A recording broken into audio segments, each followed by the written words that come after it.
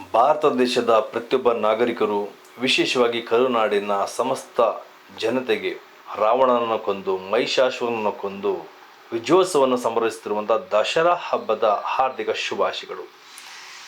ನಮ್ಮ ಸೈನಿಕರು ಮೈಸೂರು ವತಿಯಿಂದ ಈ ಒಂದು ವಿಶೇಷ ಹಬ್ಬವನ್ನು ಕುರಿತು ಈ ವಿಡಿಯೋ ಮೂಲಕ ಪ್ರತಿಯೊಬ್ಬ ನಾಗರಿಕರಿಗೆ ತಿಳಿಸುವಂಥ ಪ್ರಯತ್ನ ನಾವು ಮಾಡ್ತಾ ಇದ್ದೇವೆ. ಅದು ವಿಶೇಷವಾಗಿ ಇಡೆನ್ಸ್ ನ್ಯೂಸ್ ಚಾನಲ್. ಇಡೆನ್ಸ್ ನ್ಯೂಸ್ ಚಾನಲ್ ಬಹಳಷ್ಟು ದೇಶದ ಹಿತಕ್ಕೋಸ್ಕರ, ಜನತೆಯ ಪರವಾಗಿ ಹಾಗೂ ಸಮಾಜ ದೃಷ್ಟಿಯಿಂದ ಬಹಳಷ್ಟು ವಿಶೇಷವಾದ ಕಾರ್ಯಕ್ರಮಗಳನ್ನ ನಡೆಸ್ಕೊಂಡು ಈ ವಿಡಿಯೋ ಮುಖಾಂತರ ನಡೆಸ್ಕೊಡ್ತಿದ್ದಾರೆ.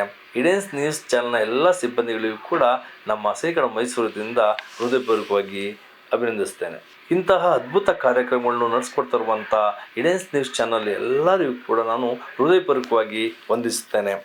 ಹೌದು ಸ್ನೇಹಿತರೆ, ದಸರಾ ಹಬ್ಬ, ರಾಮನು ರಾವಣನನ್ನು ಕೊಂದು ಸೀತೆಯನ್ನು ಸುರಕ್ಷಿತವಾಗಿ ತಂದಂಥ ವಿಜಯೋತ್ಸವ ದಿನ. ದುರ್ಗಾಮಾತೆ ಮಹಿಷಾಸುರನ ಕೊಂದು ಆ ಒಂದು ಸಂಭ್ರಮವನ್ನು, ವಿಜಯೋತ್ಸವವನ್ನು ಆಚರಿಸಿದ ದಿನ.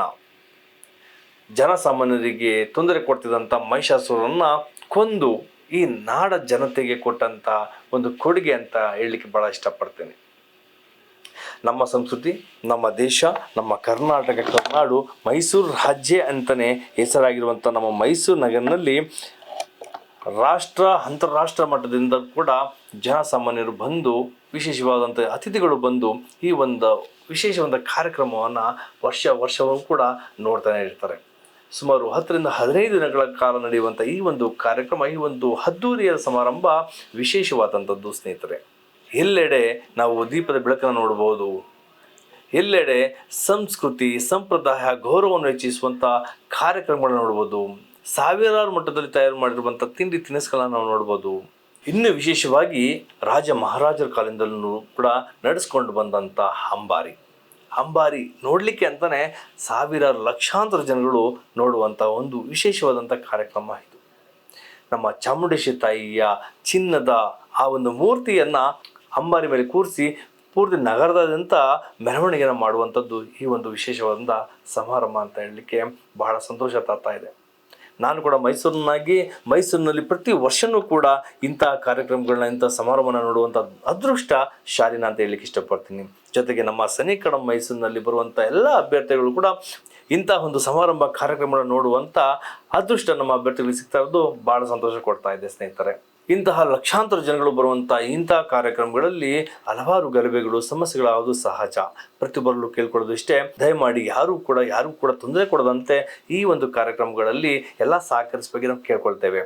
ಅದು ಪೊಲೀಸ್ ಸಿಬ್ಬಂದಿಗಳಾಗಿರ್ಬೋದು, ಮಾಧ್ಯಮದವರಾಗಿರ್ಬೋದು, ರಾಜಕೀಯ ವ್ಯಕ್ತಿಗಳಾಗಿರ್ಬೋದು, ಯುವ ಪೀಳಿಗೆ ಆಗಿರ್ಬೋದು, ಜನಸಾಮಾನ್ಯರಾಗಿರ್ಬೋದು, ಅಥವಾ ವ್ಯಾಪಾರಿಗಳಾಗಿರ್ಬೋದು, ಯಾವುದೇ ವ್ಯಕ್ತಿಗಳಾಗಿರಲಿ, ಸಮಾಜ ಸೇವಕರಾಗಿರಲಿ, ಎಲ್ಲರೂ ಕೂಡ ಒಬ್ಬರೊಬ್ಬರಿಗೆ ಸಹಕರಿಸಿ ಈ ಕಾರ್ಯಕ್ರಮದ, ಈ ಒಂದು ಸಮಾರಂಭದ ಗೌರವವನ್ನು ಹೆಚ್ಚಿಸಬೇಕಾಗಿ ನಾವು ನಮ್ಮ ಸೈನಿಕರು ಮೈಸೂರು ವತಿಯಿಂದ ಹೃದಯಪೂರ್ವಕವಾಗಿ ಕೇಳ್ಕೊಳ್ತಾ ಇದ್ದೇವೆ. ಈ ಒಂದು ಕಾರ್ಯಕ್ರಮವು ಸುಮಾರು 15 ದಿನಗಳ ಕಾಲ ಇರ್ತದೆ. ಬಂದು ನೋಡಿ ಇಂಥ ವಿಶೇಷ ಕಾರ್ಯಕ್ರಮಗಳನ್ನು ಕಣ್ತುಂಬಿಕೊಳ್ಳಬೇಕಾಗಿ ನಾವು ಕೇಳ್ಕೊಳ್ತಾ ಇದ್ದೇವೆ. ಸ್ನೇಹಿತರೆ, ಈ ಒಂದು ದಸರಾ ಹಬ್ಬದಲ್ಲೂ ಆಯುಧ ಪೂಜೆ ಅಂತಲೂ ಕೂಡ ನಾವು ಮಾಡ್ತಾ ಇದ್ವಿ. ಆಯುಧ ಪೂಜೆ ಅಂತಂದರೆ ಪ್ರತಿಯೊಂದು ವಸ್ತುವನ್ನು ಕೂಡ ನಾವು ಪೂಜಿಸುವಂಥ ದಿನ. ನಮ್ಮ ಹಿಂದೂ ಸಂಪ್ರದಾಯದಲ್ಲಿ ಪ್ರತಿಯೊಂದು ಗೊಂಬೆ ಆಗಿರ್ಬೋದು, ಒಂದು ವಸ್ತುಗಳಾಗಿರ್ಬೋದು, ಕತ್ತಿ ಆಗಿರಲಿ, ಬಳಸುವಂಥ ವಸ್ತುಗಳಾಗಿರಲಿ, ಗಾಡಿಗಳಾಗಿರಲಿ, ಅಥವಾ ಸ್ಕೂಟರು, ಬೈಕು, ವಾಹನಗಳಾಗಿರಲಿ, ಪ್ರತಿಯೊಂದು ವಸ್ತುವನ್ನು ಮನೆಗೂ ಕೂಡ, ಕಂಪ್ಯೂಟರ್ ಆಗಿರಲಿ, ಕ್ಯಾಮ್ರಾ ಆಗಿರಲಿ, ಎಲ್ಲ ವಸ್ತುಗಳನ್ನು ಪೂಜಿಸುವಂಥ ಧರ್ಮ ನಮ್ಮದು. ಯಾಕೆಂತಂದರೆ ಈ ವಸ್ತು ನಮಗೆ ವರ್ಷ ಪೂರ್ತಿ ನಮ್ಮ ಅನುಕೂಲಕ್ಕೆ ತಕ್ಕಂತೆ ನಮಗೆ ಉಪಯೋಗ ಆಗಿರ್ತದೆ. ಜೊತೆಗೆ ಅದನ್ನು ದೇವರು ಅಂತಲೂ ಕೂಡ ಪೂಜಿಸ್ತೀವಿ. ಜೊತೆಗೆ ಇಂತಹ ವಸ್ತುಗಳು ನಮ್ಗೆ ಕೊಟ್ಟಂಥ ಸಹಕಾರನ ನಾವು ಗೌರವಿಸ್ತೇವೆ.